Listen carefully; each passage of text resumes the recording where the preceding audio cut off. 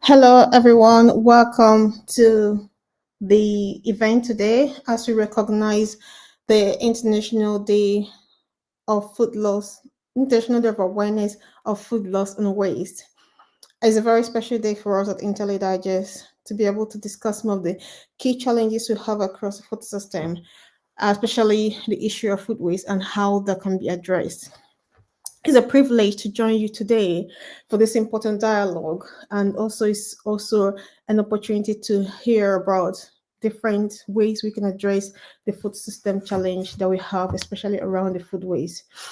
I'll really invite you today to imagine what the food system looks like as we go through this particular keynote presentation. What exactly does the food system look like for us? And to be able to kick that off, I'll invite us to think about what the food system is for us in our different locations. So please feel free to put in the chat what you think about the food system. What are the key food system challenges that you think about? How do you think the issues around the food loss and food waste is affecting the food system? I would love to know a little bit about your thoughts as we progress in this discussion. So please do put that in the chart. And as we make progress, let us think about the different challenges that we face across the food system. 1 in 5 deaths is currently linked to malnutrition. Over 900 million people suffer from hunger, don't have access to good food to eat.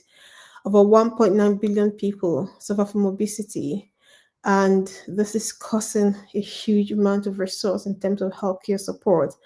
What is really staggering that in the midst of all these challenges, we waste over 1.3 billion tons of food, and over 33% of earth soil is degraded. The question will be, how is food waste related to all this?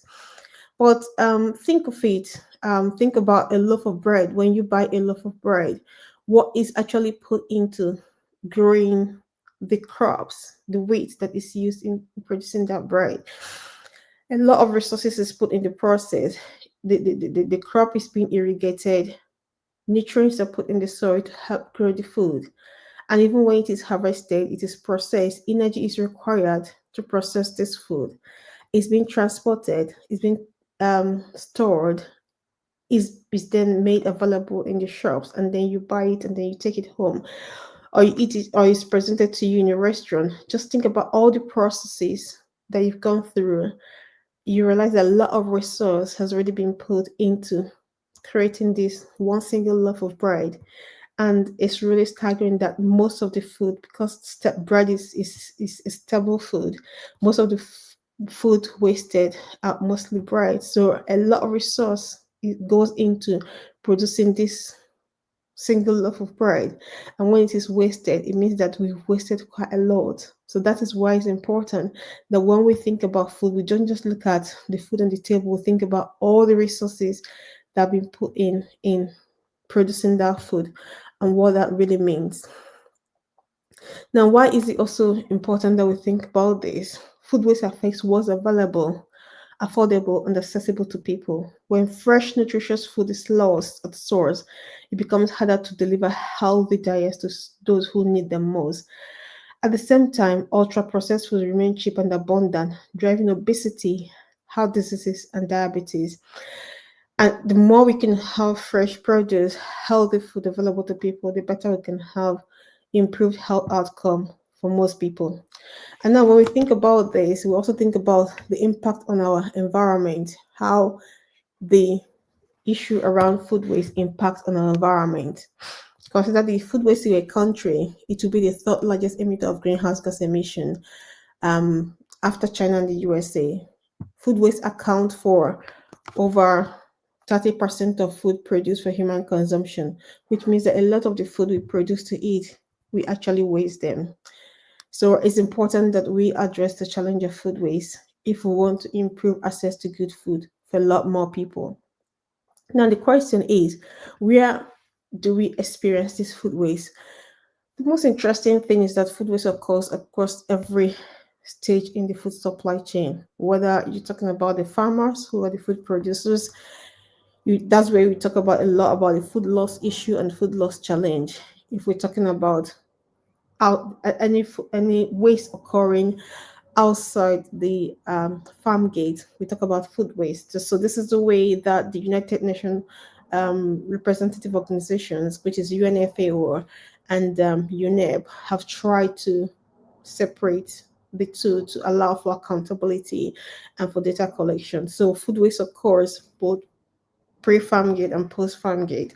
So most of the pre-farm gates are classified under the food producers, which are mostly the farmers, and then the post-farm gates are classified across the other levels of the supply chain.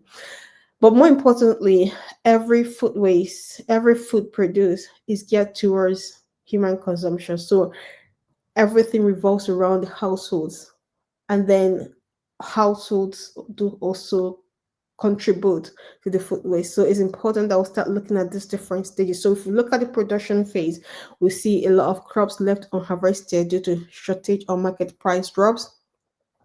We see beyond the farm gate, lack of cold chains in developing countries or other nations of the world, where you have massive spoilage because of poor handling of food. You have overproduction because there isn't any planning and any targeting on demand and supply. So there's huge amount of overproduction, which is what brings us to the issue of soil degradation, because a lot of the monocultural production of food focused on large and increased massive production leads to the soil degradation. And then all this overproduction also results in a lot of food waste, because then it's difficult to manage demand and supply. So in most cases, it's not about us not producing enough for human consumption. It's about producing at the right point, at the right place, and enabling people to have access to that food. Also, you have issues around standards set up by regulatory agencies, which then leads to a lot of food that could be useful for human consumption being wasted. So, when we have a lot of rejection due to cosmetic standards, overstocking, confusion over the labels, that can also cause issue around distribution. And in terms of the households, we look at over purchasing, poor storage, misunderstanding of best before dates. All these are issues that need to be addressed so that it becomes a lot easier for people to manage food waste and also food loss across the supply chain. The question next is, how do we then deliver a sustainable food system with zero food waste? How do we make this work? I'm sure that our speaker today, Amanda, will have a lot of insight on this, but I'm just going to touch briefly on some key points I think will drive so much change across the food system. So we look at imagining, how do we reimagine production across the food chain? How do we ensure that what we're producing is get towards meeting the demand of the population? This requires us to support more of regenerative agriculture that rebuilds soil health and minimizes input. We also need to invest on farm cold storage and cooperative transport, linking production with demand. And there's a lot we can do with using AI and satellite imagery to make forecasts and also help farmers to know when to grow and when to harvest. And all these efforts will lead to reducing food loss. We also need to strengthen supply chain. IntelliDigest is doing a lot of work around this area, looking at sustainable food systems and how we can deliver a robust, sustainable system that help to meet to connect demand with supply, which means that we can shorten supply chains and eliminate a lot of the food waste we have and also the food loss we have. It's also important to enable data sharing between farmers, retailers, and logistic providers to synchronize supply and demand, which will massively reduce a lot of the food waste and food loss across the food system. And I think it's important to empower the end users, the households, the consumers to think and opt for more sustainable food consumption, and also have a better understanding about storage and how to plan what they eat, and where they source what they eat in a way that means that we can achieve this sustainable food system that improves a better health outcome for the household. So it's very important that households are supported in that process, and this is why we are supporting the need for a salary sacrifice scheme that will support households, especially working people, to be able to invest resources in sustainable food consumption. So we've working on the Balanced Bite Food Security Fund scheme at the moment with different stakeholders across the food system in the UK, working on how households can be supported, especially working households with access to fund through the salary sacrifice scheme so that they can invest in sustainable consumption for improved health. So having policies that helps, that support sustainable consumption and sustainable production, we go a long way in reducing food loss and food waste, because then we can begin to improve the way we grow food and the way we make food available for the society. Also, encouraging redistribution is quite important, and this comes into how we plan the food system in its entirety from farm to fork. So enabling sustainable food system means that we need to opt for a food system that enables people to have access to good food and makes access to good food a default for people. Some examples that are working already is in France, markets are banned from throwing edible food away. In Kenya, you have solar powered cold storage hubs, reducing spoilage by over 50%. And as I mentioned, in the UK here, we're working on salary sacrifice scheme as a way to support working households in opting for more healthy and sustainable consumption. So definitely addressing food loss and food waste is a triple win for the health, for the economy, and for the environment, because households can save money, businesses can reduce emission, and we can have people have access to a healthier, more sustainable diet, which then improve their health. So all I'm asking for today is that we need to take a systemic approach to addressing food loss and food waste. So I know that technology has a massive role to play in helping us to recover bionutrients, in helping us to repurpose food waste, but more importantly, taking a systemic approach where we can think think ahead in terms of what we're producing and what we're consuming, and how we can eliminate food loss and food waste across the supply chain is more important. And also it's also important that we start measuring what we are wasting, because if we don't have a baseline to monitor, to hold ourselves accountable in terms of what is wasted and what is consumed, then it's difficult, because we can't change or make changes where we don't know what the statistics or the metrics we're trying to make changes on are. So we need to first and foremost establish this baseline so that we know exactly what is the data we're working with, what are the data in terms of where the food waste and the food loss are occurring, and how can we then continue to measure, monitor, and address this food waste and food loss. So if we are to imagine the future, we'll be looking at a future where every child have access to good food, every farmer is rewarded for sustainable practices, no apple, no bread, no sandwiches being wasted, people are not left to go hungry, and we can ensure that every part of the food system is really part of this change. So this is the future we need to build. We don't need to wait for 2030 to build this future. We just need to start acting now. We need to do everything possible at this time across the food system to do that, providing the right incentive, the right policy, the right support to make this change happen. So thank you so much for joining us today. I hope some of the points I've highlighted um, kind of triggers some thoughts for you in terms of how we can address food waste and food loss across the food system, and more importantly, taking a systemic approach to driving this change across the food system. And we'll take a quick break before our speaker joins us to share more insight in terms of what they're doing at Anthesis Group. Thank you, and please stay with us.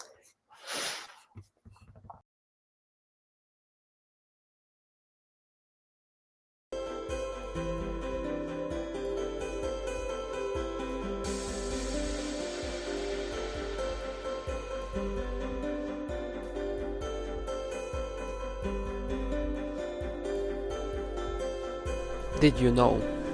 1 in 5 deaths every year is linked to malnutrition.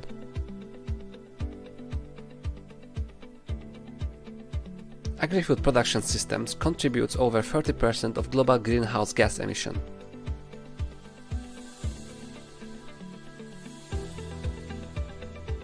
And we waste over 1.3 billion tons of food every year. While we waste a greater part of our time shopping for food we do not need and growing food that we end up wasting. These are some of the biggest food sustainability problems facing the planet today, but it's become easy just to say, what can I do? This is where the World Food Tracker comes in. Through the World Food Tracker, it has now become easier for you to plan to save.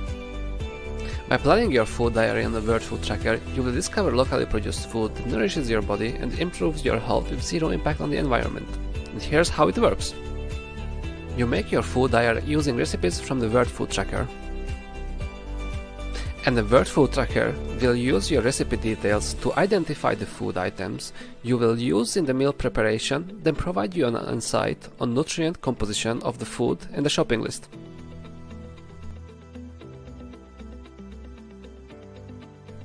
Through the Plan to Save campaign, we work with local food producers to ensure that food is produced sustainably. By sharing your weekly shopping list with local farmers, you are helping them prioritize sustainable food production, ensuring high-quality food produce and eliminating food waste. It all starts from your food diary. Join other users of the World Food Tracker around the world to plan your food and care for your health, your wealth, and your environment. Together we can make good food more available to more people and evolve a world where no child goes to bed hungry.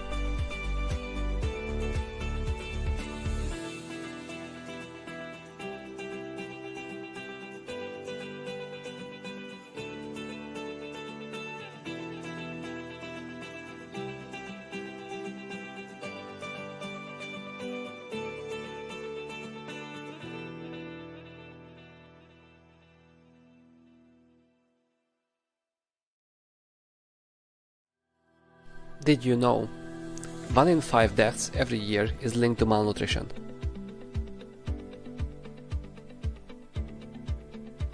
Agri-food production systems contributes over 30% of global greenhouse gas emission.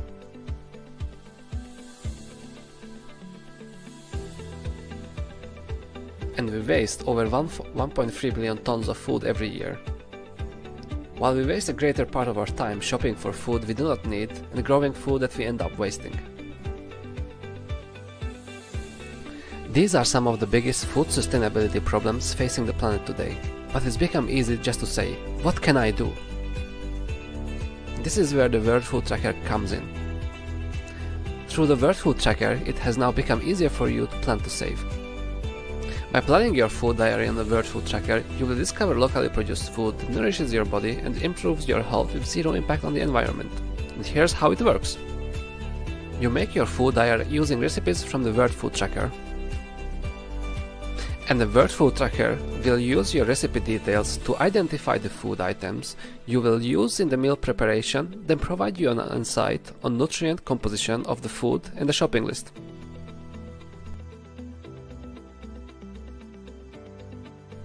Through the Plan to Save campaign, we work with local food producers to ensure that food is produced sustainably. By sharing your weekly shopping list with local farmers, you are helping them prioritize sustainable food production, ensuring high-quality food produce and eliminating food waste. It all starts from your food diary. Join other users of the World Food Tracker around the world to plan your food and care for your health, your wealth, and your environment. Together we can make good food more available to more people and evolve a world where no child goes to bed hungry.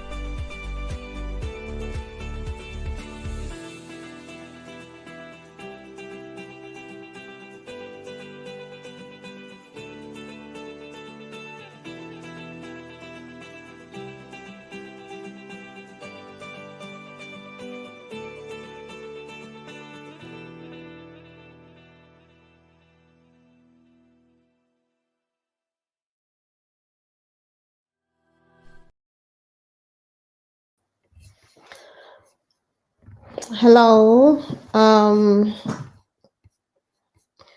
So welcome back, everyone.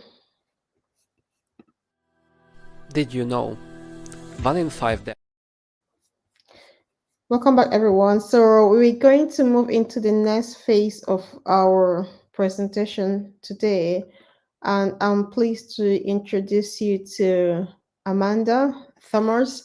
Amanda Thummers is a sustainability food system consultant at Anthesis Group. Amanda is passionate about sustainability and particularly about the food system and driving the transformational change that is essential and needed from business communities and cross-sector engagement.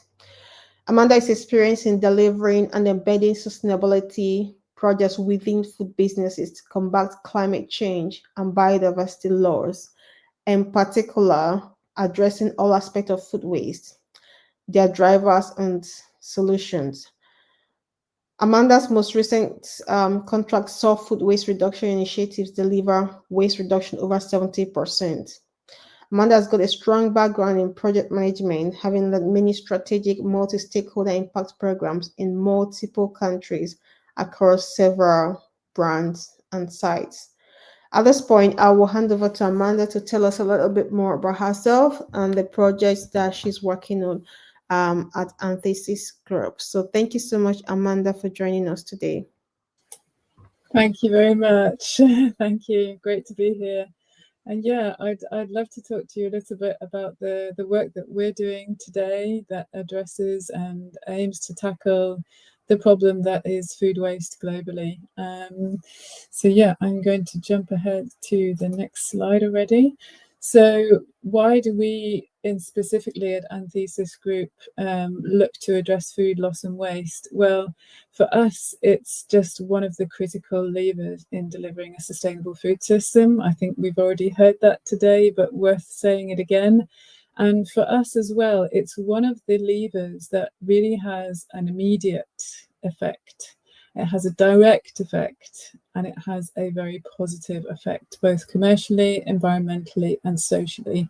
I think whilst some of the other levers in the food system are more longer term and are going to take time to deliver upon, food waste is something that you can start tackling today and you'll see an impact tomorrow in some instances. So that really is why we put it front and centre. And I think this will echo and resonate again because IntelliDigest have also covered this, but this is the conversation that we have with the clients that we work right across the food system and in the food and beverage sector. We have the conversation about what a sustainable food system looks like. We take the systems view, and we talk about the fact that broadly there's agreement around 3 key levers to delivering that sustainable food system, which is one that's going to be able to feed a population that's estimated to be 9 billion by 2050 and still remain within the planetary boundaries for global warming. So we talk about number 1, more people eating a healthy, sustainable diet. Number 2, changing the way that we make our food, so shifting towards more regenerative agriculture techniques, having more circular and nature-based solutions. And then thirdly, but definitely not the least, the food waste reduction side. So it's a combination of all 3 that we need to really shift and have impact within. And food waste is the third and critical lever. So a little bit about Anthesis. We are a world-leading, purpose-driven, digitally enabled and science-based activator, and we're committed to making a contribution to the world to make it more resilient and more productive. So at our very core, we are all sustainability experts.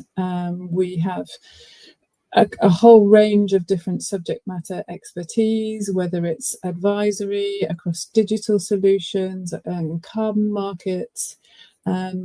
We have end-to-end solutions, so we can offer you, our clients, a roadmap that takes them through transformation and resilience. We work at pace. We know this is an ever-changing environment, so you have to be reactive to this ever-changing and unpredictable external landscape. And we're also a global company with local presence. And you'll see from the map here that we're about 1,400 people globally, across 44 offices in about 23 different countries. And we have unique experience to help brands create shared value from food waste. So just moving into that a little bit more. Oh, apologies, there's a picture on there that's just obscured some font. Sorry about that. So we set our own target at Anthesis to help our clients reduce or remove approximately 3 gigatons of CO2 by 2030. And we know that within that, right across the breadth of service offerings we have, food waste is one of those areas that can have an impact on that, because we all know that a third of all food produced is either lost or wasted, and that has huge consequences in terms of land use, water, cost, and of course critically greenhouse gas emissions. And I think the estimate is that food waste is somewhere between 8 and 10% of all global greenhouse gas emissions. The costs that equates to is estimated to be about $750 billion. And that is only going to intensify as population growth increases and grows, and we've got more people to feed. So if the status quo remains, it's only going to get worse. And there is the potential there to save a huge amount of calories and nutrients. And for businesses, there's a real unlock in terms of commercial performance. So cost of goods, estimates say that they could go down anywhere between 3 and 6%, which is huge to any food business's bottom line. And we know that the risks of not tackling this mean that food insecurity is only going to go up, environmental impacts are going to exacerbate. Not doing anything will mean that we have less supply chain resilience, and also there's just, even though the mandatory landscape at the moment is not where we'd like it to be, it is on the horizon. So there will be an inability to meet those mandatory requirements as and when they come. And then the real big one is just increasing business costs. This is just costs straight to the business that could be avoided if it were to be tackled. So yeah, on the flip side of that, opportunities to be the brand that takes the leadership, to be the brand that actually puts this front and centre, to be the ones that can demonstrate to investors that they are tackling something that's a material issue, so that increases investor confidence and the cost of capital. You have more deeper and more resilient partnerships and networks and relationships. Better products and customer experience and customer reputation, and as well internally from an employer perspective, the fact that you're addressing something as critical as food waste helps with employee engagement and talent attraction, motivation, etc. So lots of reasons why food waste is important. And our approach at Anthesis, we tend to talk about the fact that we have extensive end-to-end knowledge and experience helping clients right across the spectrum of the food system to understand food waste. Sometimes they're coming to us without any understanding of what food waste is and how that links to their business, how to measure it, because what you don't measure, you can't act upon something if you've not measured it. Reporting food waste in instances where that's either voluntary or mandatory, and then critically reduce. And we work with a plethora of clients, whether they're retailers, manufacturers, growers, and then also within investment communities and across industry bodies to help advance food loss and waste reduction in line with any kind of broader decarbonisation or social impact commitments.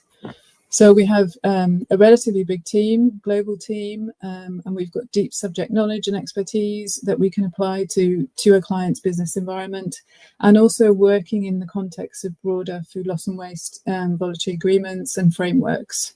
So you can see some of the voluntary frameworks down there below.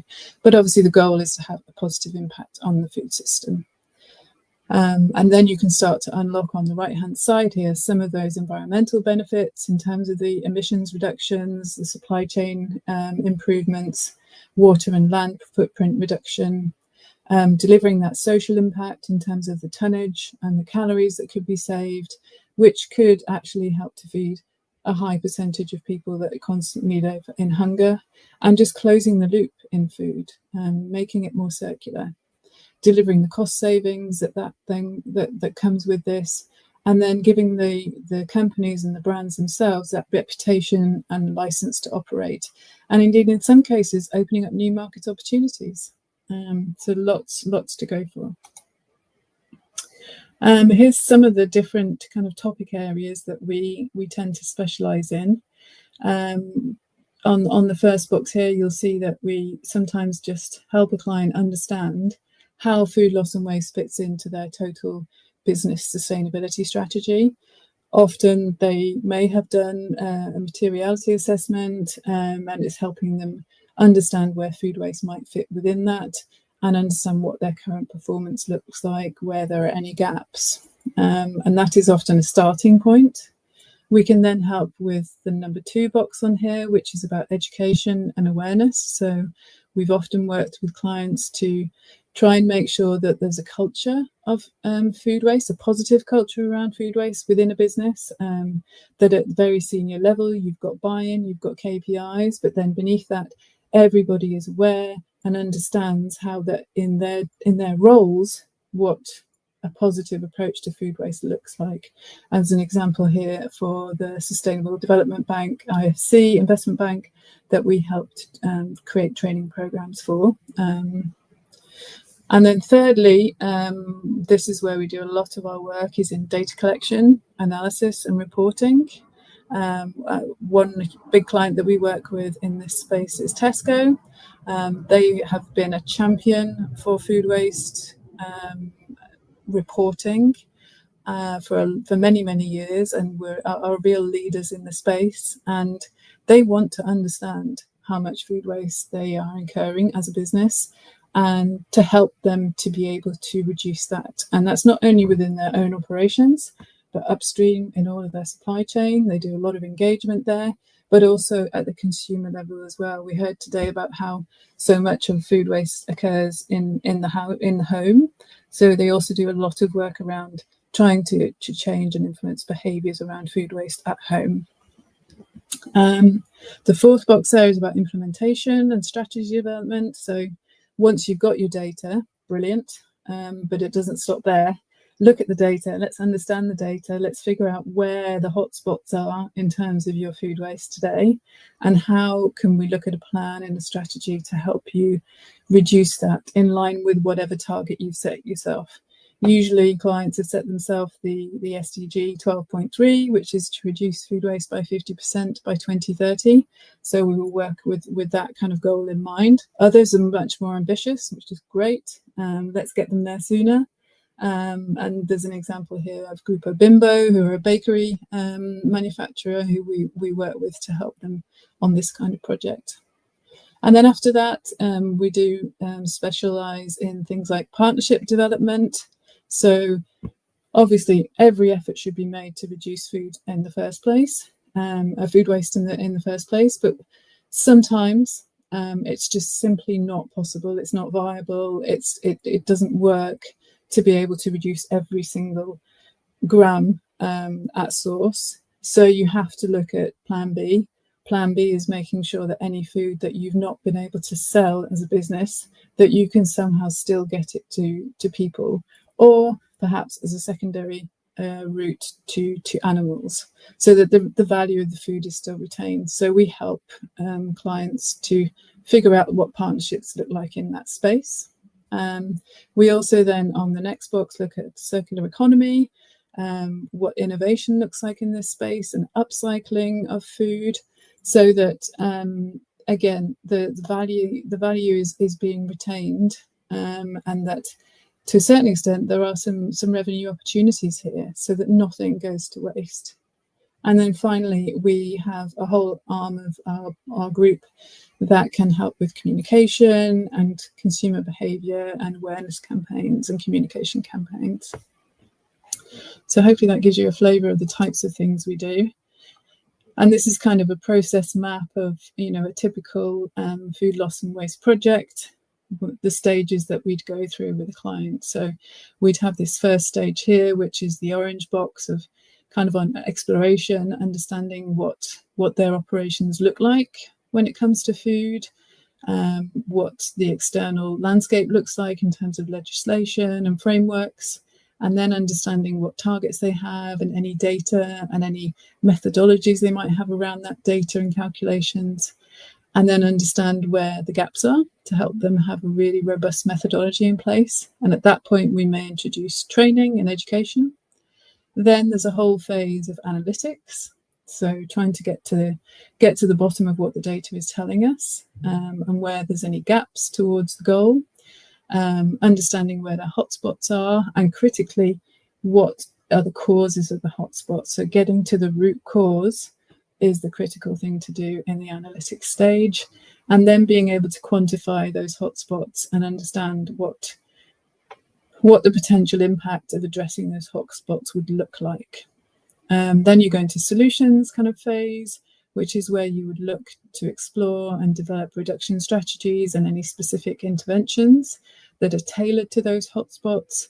Then it's about assessing those, ranking them, understanding where you're going to have the biggest impact, piloting those solutions, and developing an implementation plan for those.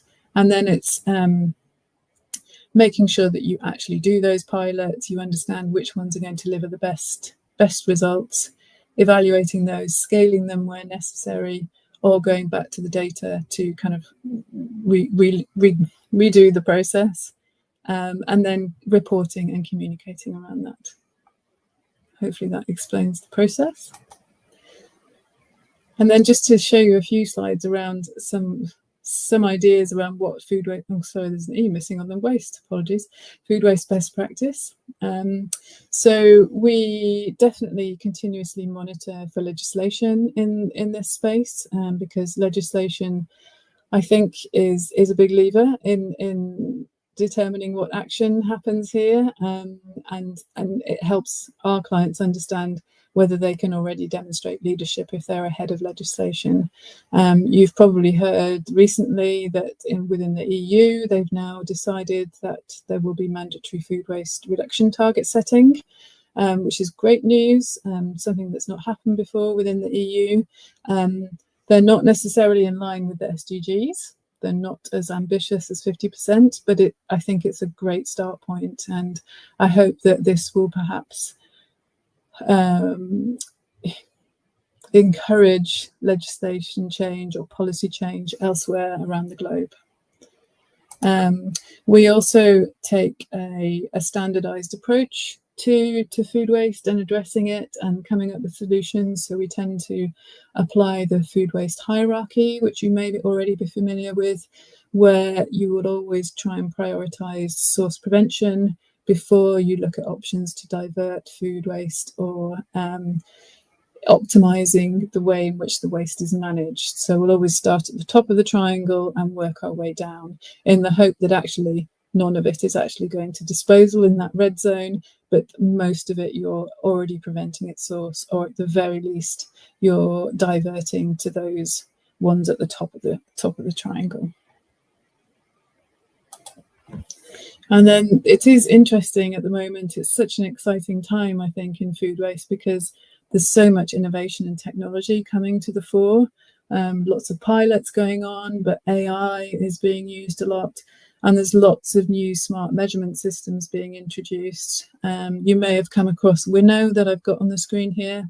They're kind of applied in hotel chains and restaurants in the kitchen areas. And it's a really fantastic solution that helps you to immediately understand how much of the food is going to waste. And it has camera technology that enables you to understand which parts of the food you are wasting the most. So is it the consumer plate waste, or is it the preparation waste in the kitchen? So fantastic technology there that's applicable to restaurants. And then on the right hand side there's a company called Zest, who are very much driving AI solutions in the manufacturing space. So really helping you to understand data around manufacturing systems and how you can address that. Then within the diversion space, we do lots of work to really optimize diversion. We're doing a project at the moment with a client called Food Cloud, who are a social enterprise. They're a food redistribution company based in Ireland, and they're part of the European Food Bank Federation or Food Bank network. And we are helping them to really communicate the environmental and social benefits of food surplus redistribution so that they can leverage more food donation to help people who most need it within Europe, and also quantify the impact of their work much better. And then on the right hand side you can see here a picture of a black soldier fly. That's an interesting emerging, not a new piece of technology at all. It's a solution that's been around forever, but there's lots of people involved in trying to help leverage black soldier fly in tackling food waste where it does occur. Obviously, the ideal is that it isn't there in the first place, but where it does occur, then they can be a very sustainable solution in processing food waste and turning that into something like animal feed for the aqua space or poultry, for example. And finally, there's work that we do sometimes with clients in terms of identifying what upcycled products could be made from food waste. And there's some examples of that here in kind of pet treat space or in other food products that are destined for human consumption. So, and then finally, I've just got a few slides showing you some of the work that we've done typically in this space. So I mentioned that we work with supermarkets. There's a lot to read on this slide, but essentially we have worked with supermarket retailers, not only to help them report their food waste, but understand what processes in their supermarket operations are most driving the waste and what they need to do about that. We've worked in the dairy manufacturing space to try and understand what it is about dairy products that is particularly inefficient, and what are the specific causes of food waste within dairy products.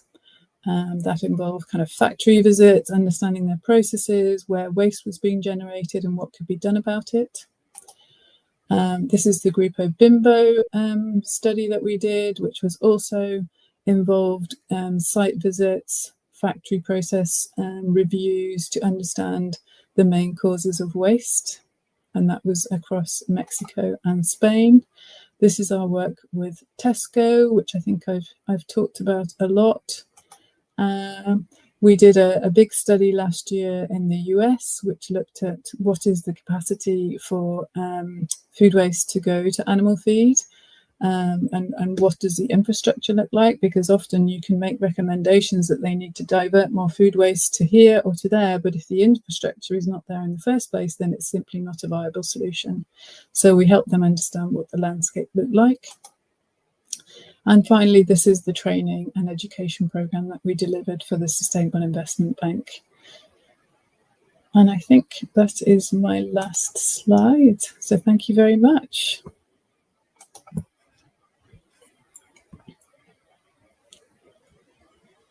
Oh, I think you're on mute. I just noticed. Thank you so much, Amanda, for that fantastic presentation and talking us through the amazing work you're doing at Emphasis. It's quite a lot. Um, Working with different stakeholders too, and putting all the effort in place to address food waste and food loss. So thank you for talking us through that. I think for me, what do you think in terms of supporting households to address food waste challenges? What do you think will be a way that households can do a lot more with addressing the food waste challenge? Yeah, that's a good question. The good news is in the UK now, we're certainly seeing this mandatory food waste collection now, Yep. which I think is a step forward, because I think suddenly households are going to see the amount of food. If they're good at doing the separation and they actually use the food waste bins, they will actually physically see the amount of food waste that's going in the bin. And I think you have to see the waste to really start to comprehend it and start to take notice. And I think I read a statistic the other day that, if you went to the supermarket and you bought four or five grocery bags, you're effectively throwing one of those in the bin. And when you start to put it into monetary terms, I think that helps with the argument.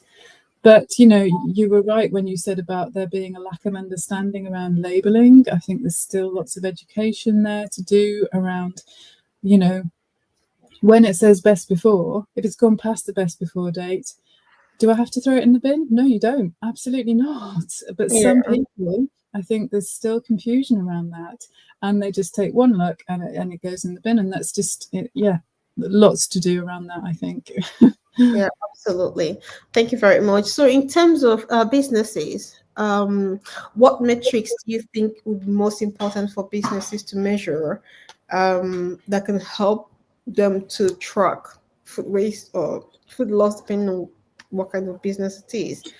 And how can they be supported to do that and report on that? Yeah, so it does depend on the kind of business that you're talking to. For lots of people, it's just trying to get an understanding. For food waste reporting purposes, you need to look at the weight. So you need to be able to somehow get a steer on how much of all of the food that you're either buying in or that you're selling, or the whole of the food that you're handling as a business. We often talk about food handled. What percentage of that is actually being wasted? And there's methodologies to do that, but it's critical to get that in weight format. Often getting it in a weight form can be tricky. Often businesses only have value, they only have to talk about financial KPIs. So helping them get from a financial number to a weight number, we can help with that. But they're the kinds of things they need to look at: is total amount of food wasted, just get an understanding of that in value and weight, but then what that represents as a percentage of all of the food that they're handling as a business. And it's important to understand that for their own operations to start with, but then it's understanding that you're part of a much bigger value chain. So once you've understood your own waste, then start to think about, well, upstream from me, who have I got in play? Who are my suppliers?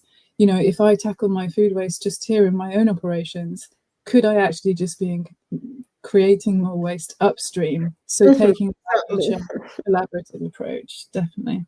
Yeah, I think a system approach is really important because once we just focus on one area, just like you said, it might be that addressing that challenge means that we are creating something down the line, or either downstream or upstream, but taking a system approach means that we're looking at different stages and what the impact of any little change you're making today could have on other aspects.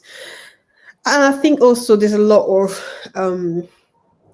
impact from social media and different media in the way people engage with different things across the world today. So I don't know if you've thought about this, but how do you think influencers or media campaigners can effectively shift public attitudes, both in terms of households and businesses, around food loss and food waste? Yeah, I mean, it's one of those things, isn't it? That's probably one I've not entirely got my head around yet. But Yeah. I know there was an example the other day where Tesco have recently started trialing some scanners. They've Mhm. just put them in certain stores and they've put them next to the avocados because I think they've identified that avocados at different stages of their ripeness can be used for different things.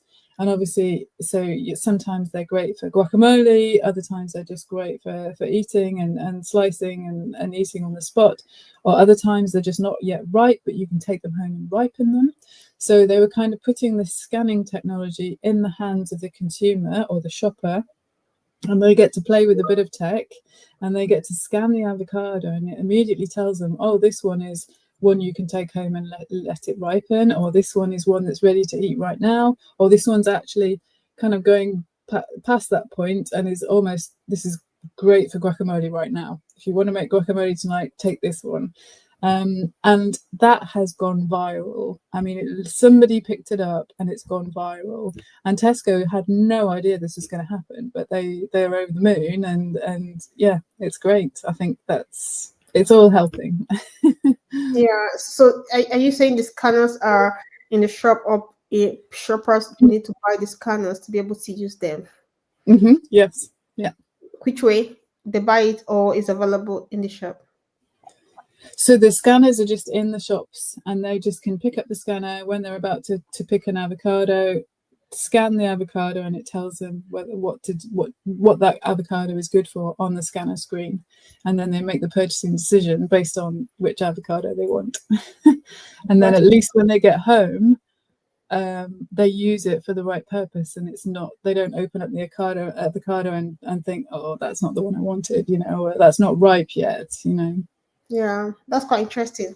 Just on Mhm. a personal level, what inspired you to start working on addressing food system and food waste challenges?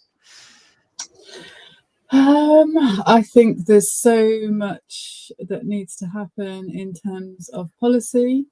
You know, I see we work with so many clients who are showing leadership in this space, but it's leadership because they're voluntarily deciding this is the right thing to do, and that as a brand they want to be seen to be championing food waste. But there's a whole plethora of businesses that have other priorities and have not prioritized this. But if we could have some basic mandatory reporting requirement or mandatory target setting requirements, I think that would bring everybody on a level playing field and it would have huge systemic change. But there's all sorts of other things too. It's not just about policy. I think it's about awareness. I think it's about understanding the direct and immediate impact that can come from addressing food waste. And it's cross-sector collaboration, cross-value chain collaboration. I'm seeing the beginnings of that, some of that, examples of leadership in that space, but I think a lot more could happen. Fantastic. And that brings me to the thought around how can stakeholders from across the value chain, I mean, across the food system, from farmers to consumers, retailers, distributors, how do you think they can work together and collaborate better to address food loss and food waste challenges? Yeah, there's definite potential in coming to the table. I've seen great examples in certain particular product categories, like strawberries, for example, where you bring the whole value chain system together and you bring all the players within that, and you understand where waste is occurring and why. And if you get to the why, you can start to collectively address it. Yeah, just a question that came in now. How do you think we can help farmers with perishable food to avoid food waste? Yes, it's a really interesting topic, and that I've seen examples in the space of kind of platforms that enable, if for example, that your crop or your harvest, you've got too much, or it's not going to meet certain specifications of customers, then it's having the immediate option and solution there to be able to find another avenue for that food, to find another place where that food can be sold for you to retain the revenue still, but also that it's still feeding people, critically. And there's some interesting trials, I think, that have been done with different platforms. And, I don't think it's the silver bullet answer, but I think there's something in that potential solution there that could work. Yeah, fantastic. I don't know if you have any last comment for participants. Please do go ahead and share that, Amanda. Thank you very much. No, I think it's just to thank everybody for listening today and showing an interest in this really important topic. And let's hope we can keep pushing and keep seeing the progress we need to make sure that we reduce this to the point where it's no longer an issue that we need to talk about. That would be wonderful, wouldn't it? Yeah, absolutely. Well, thank you so much, Amanda, for joining us. We coming to the end of the webinar now, and I appreciate the insights you shared with us, and we look forward to continuing to engage with you, and I'm sure that our listeners, they've taken quite a lot away, and for organizations that will want to engage with you through emphasis to do some work around food loss and waste, they'll be very keen to follow up with you. So thank you for joining us today. Thank you. Thanks very much. Yeah, thanks. So thanks everyone for joining us. It's been a great time discussing food loss and food waste as we recognize the International Day of Awareness of Food Loss and Food Waste. Thanks to UNFAO and UNEP for establishing this very important day for us to recognize the impact of food loss and food waste on the entire food system.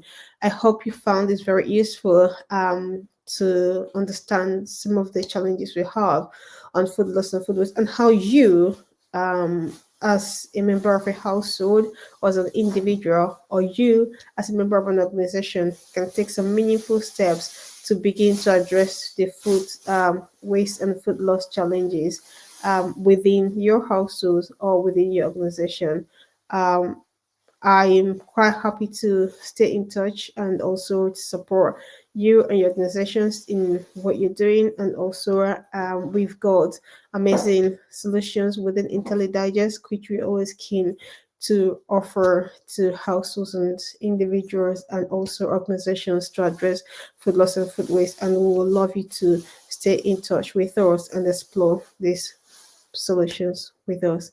And thank you for joining us today. Thank you for recognizing the International Day of Awareness of Food Loss and Food Waste, and wish you the very best for the future.